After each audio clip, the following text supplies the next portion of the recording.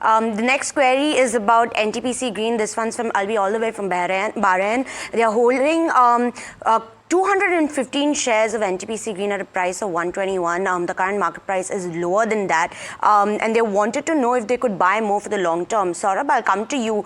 It had a premium listing, but now it's been under pressure for the last month. What does the outlook look like in terms of future growth as well as valuations right now? The future growth will surely come. I think that it will grow. It will outpace the industry growth also. But at the same time, valuations are still. See, this is the bull market. Many of the companies got listed are good, and on the operational metrics are also good. The future expectation of the earning and revenues is quite seems to be quite good. But also at the same time, the valuations are high. Now these companies are trading, being discounting their 5 year down the line the growth they are going to see. So in that sense, I would not recommend to buy or average NTPC Green. It's a stay away from this one at current levels. The next query we have is from a live caller, and this is Chandrasekhar from Chennai. Welcome to the show, Chandrasekhar.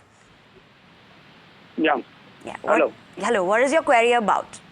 Yeah, my query is about Aptus Value Housing. Okay. This one I purchased that I have 195 shares at the average price of 315. Okay. Yeah. Now it is 12% down. Okay. And I thought, considering the interest rate expectation of low and all, whether it is worth adding it further at this price so that my cost will come down.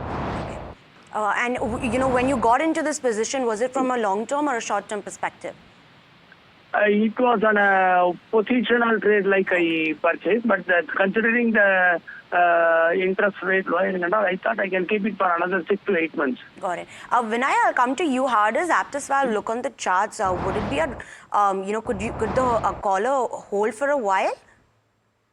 Yeah, so basically 3 months back, the stock was trading at 400 odd levels, and now it has come down to 274. So in last 3 months, it has seen a healthy correction from the higher level, and it also breached the crucial support. Swing low support was there at 285. That has also been breached, and right now stock is trading at 275 odd level. The next support I see is the 265, which is a long-term support. Previously in the history since its listing, we saw that 265 acted as a strong support, and major bullish reversal was seen. So this support needs to be respected, I think, and the trend is definitely down. There is no doubt about it. But 265 is the next support. If that is holding, then yes, definitely there could be a hope of recovery in the stock. And stock has fallen a lot. So as a short-term trader, I would suggest the stop loss at 265. It is a very strong support. So wait for that level, and at recovery at higher levels, one can look for lighten the commitments. But as of now, I would suggest 265 should be the stop loss.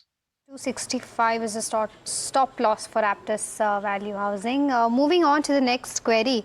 Murli Tharan from Tamil Nadu has a query on IOCL. He's bought it at a price of 147. He's bought 1,500 shares. He wants to know whether he should keep holding it or sell at current levels. Vinay, I'll again come to you on this one. What's IOCL looking like on the charts?